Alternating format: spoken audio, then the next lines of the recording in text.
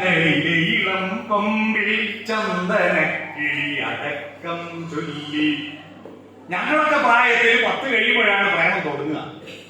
കാരണം അന്ന് ഹോർമോൺ ഉത്പാദനം കുറച്ച് വൈകിയില്ല. കാരണം എന്താണെന്നല്ലോ, തിന്നുന്ന സാധനം ഉച്ചക്കണ്ട കറി ചക്കക്കുരു വെള്ളരിക്ക് പോലെ, രാത്രിയോ വെള്ളരിക്ക് ചക്കക്കുരു പോലെ. ഇതിനെ കൊണ്ട് ഹോർമോണാ. എന്നാൽ ഇപ്പൊ തീറ്റി എന്താണ്? എത്രയാ വെളിച്ചെണ്ണ, എത്രയാ തേങ്ങ? നിങ്ങളെ കുറ്റല്ല. UP സ്കൂളൊക്കെ പഠിക്കുന്ന കുട്ടികൾ പ്രപ്പോസ് ചെയ്യാണ് അല്ലേ? UP സ്കൂളിലെ കുട്ടികൾ. കാരണം എന്താ? ഇവന്റെ എത്രയോ അർച്ചിട്ടും എത്രയോ മീൻ. നമുക്കല്ല മരിക്കുന്നവരെ പല പേരുണ്ടെങ്കിലും മരിച്ച ഒരു പേരേ ഉള്ളൂ, ശവം അല്ലെങ്കിൽ മയ്യത്ത്. എന്നാ കോഴിക്ക് മരിക്കുന്നവരെ ഒരു പേരേ ഉള്ളൂ, കോഴി. പക്ഷെ മരിച്ചാൽ 28 പേരാ. Chicken kebab, chicken kadai, pepper chicken, chicken പറന്നടിച്ചത്, ഇത് മുഴുവൻ തിന്നിട്ട് നമ്മുടെ ശരീരത്തില് 12 വയസ്സാവുമ്പോഴേക്ക് ഹോർമോൺ ഉത്പാദനം തുടങ്ങും. ഈ ഹോർമോൺ ഉത്പാദനം തുടങ്ങുമ്പോ നമ്മുടെ ഉള്ളിൽ നടക്കുന്ന ഒരു പ്രക്രിയ അറിയാം. എന്നാന്ന് ആമയും മുയലും പന്തയം വെച്ച കഥ കേട്ടിട്ടുണ്ടെങ്കിൽ, ഈ കഥ കേൾക്കാത്ത ലോകത്ത് ഒരു കുട്ടിയില്ല. ലോകത്തെല്ലാ കുട്ടികളും കേട്ട കഥയാണ് ആമയും മുയലും പന്തയം വെച്ചത്. പന്തയം വെച്ചു, ഓട്ട മത്സരം തുടങ്ങി. മുയൽ കുതിച്ചോടി അങ്ങത്ത് തിരിഞ്ഞു നോക്കുമ്പോ ആമ വളരെ പറയുകയാണ്, ഞാൻ എന്തിനാ ഇങ്ങനെ നേരത്തെ പോകുന്നു? അവിടെ പോയാൽ 2 സ്വർണ്ണമൊന്നും കിട്ടൂലല്ലോ. ആമ എത്താൻ ഇനി ഒരുപാട് സമയമുണ്ട്. അതുകൊണ്ട് മുയൽ വിശ്രമിച്ചു, ഉറങ്ങിപ്പോയി. ഉറക്കം കഴിയുമ്പോൾ ആമ പോയിട്ട് സമ്മാനം വാങ്ങി വരും. എന്നിട്ട് മാഷന്മാർ നമുക്ക് പറഞ്ഞു തന്നു, പരിശ്രമശാലികൾ വിജയിക്കും, അരസന്മാർ പരാജയപ്പെടും. ഈ കഥയെ നമുക്കൊന്ന് മാറ്റിപ്പിടിക്കാം. ഈ കഥയെ മാറ്റിപ്പിടിക്കാം. ആമ എന്ന് പറയുന്നത് നമ്മുടെ ശരീരം, മനസ്സെന്ന് പറയുന്നത് മുയല. മനസ്സിലായോ? നമ്മുടെ ശരീരം ആമയെ പോലെ മെല്ലെ വളരും അല്ലേ? മൃഗങ്ങളെ അപേക്ഷിച്ച് നമ്മുടെ ശരീരം വലിയ വളരും. ഒരു പശു പ്രസവിച്ച പശുക്കുട്ടി 1/2 മണിക്കൂർ കൊണ്ട് എഴുന്നേറ്റ് ഓടില്ലേ? നിങ്ങളെ പറ്റിയിട്ട് 1/2 മണിക്കൂർ കൊണ്ട് ഓടില്ല. 6 മാസം കഴിഞ്ഞിട്ടില്ലേ ദോശ മറിച്ചണേ? ഒന്ന് കുമ്പിട്ട് കിടക്കാൻ 6 മാസമായിട്ടേ. LKG അങ്ങനെ വാങ്ങി പോകുമ്പോ 3 വയസ്സായിട്ടേ. 3ാമത്തെ വയസ്സിൽ പശു പെറ്റിട്ട് ഒരു അമ്മയല്ലേ?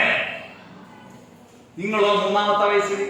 ഇപ്പൊ 14-15 വയസ്സുള്ള ഈ പെൺകുട്ടികളെ നോക്കിയട്ടെ, ഇവരെല്ലാം പശുവായിട്ട് ജനിച്ചിട്ട് 10 വെച്ചിട്ടുണ്ടാവില്ലേ? ഇത് കുഞ്ഞുമക്കളല്ലേ? നമ്മുടെ ശരീരം വലിയ വളരും, പക്ഷെ മനസ്സോ മുയലിനെ പോലെ കുതിച്ചാലും. എന്തൊരു ബുദ്ധിയായി ഇന്നത്തെ കുട്ടികൾ. നിങ്ങൾ പറയുന്ന കാര്യങ്ങളും നിങ്ങൾ പാടുന്ന പാട്ടുകളും നിങ്ങൾ പറയുന്ന നിങ്ങളുടെ പരീക്ഷയുടെ മാർക്കുകളാണ്. മുയലിനെ പോലെ കുതിച്ചു ചാടുന്ന മനസ്സ് ശരീരം ആമയെ പോലെ മെല്ലെ വളരുന്നു. പക്ഷേ ഈ ശരീരത്തിൽ ഹോർമോൺ അങ്ങ് ഉത്പാദിപ്പിക്കുമ്പോ നിങ്ങളുടെ മനസ്സ് കിടന്നുറങ്ങുന്നു, ആമ ഓവർടേക്ക് ചെയ്യും, ശരീരം നിങ്ങൾ ഓവർടേക്ക് ചെയ്യുന്നു. കാരണം വീട്ടിൽ നിന്ന് അച്ഛനും അമ്മയും എന്തൊക്കെ പറയുമ്പോ നിങ്ങൾ കുറച്ചേ എന്ന് പറയുന്നുണ്ടാവും. അപ്പൊ നിങ്ങൾ മനസ്സിലാക്കുക, മനസ്സ് ലഘുവായി, ശരീരം ഗുരുവായി. കുറച്ചേ ശരീരമാണ് പറയുന്നത്, പിന്നെ നാളെ പഠിക്കാം. ശരീരം നിങ്ങളുടെ മനസ്സിനെ കയറി ഭരിക്കുക. മുയൽ കിടന്നുറങ്ങുക. ആ പ്രായത്തിൽ എഴുതുമ്പോ ഒരു പെണ്ണ് ചിരിച്ചു കാണിച്ചാൽ മതി, ഒരു ചെക്കൻ ചിരിച്ചു കാണിച്ചാൽ മതി. ഒരു ചിരി കണ്ടാൽ അത് മതി, ഒരു മൊഴി കേട്ടാൽ അത് മതി. 2 ആഴ്ച ഓർക്കുണ്ടാവില്ല, അടുത്ത ദിവസം പോയി. കാരണം ആമ പോയി. പോകുമ്പോ പോലെ മോളെ, നിന്നെ പോറ്റി വലുതാക്കി അച്ഛനും അമ്മയും കരയിച്ചിട്ട് നീ പോകല്ല എന്ന് പറയേണ്ട മനസ്സുറങ്ങി.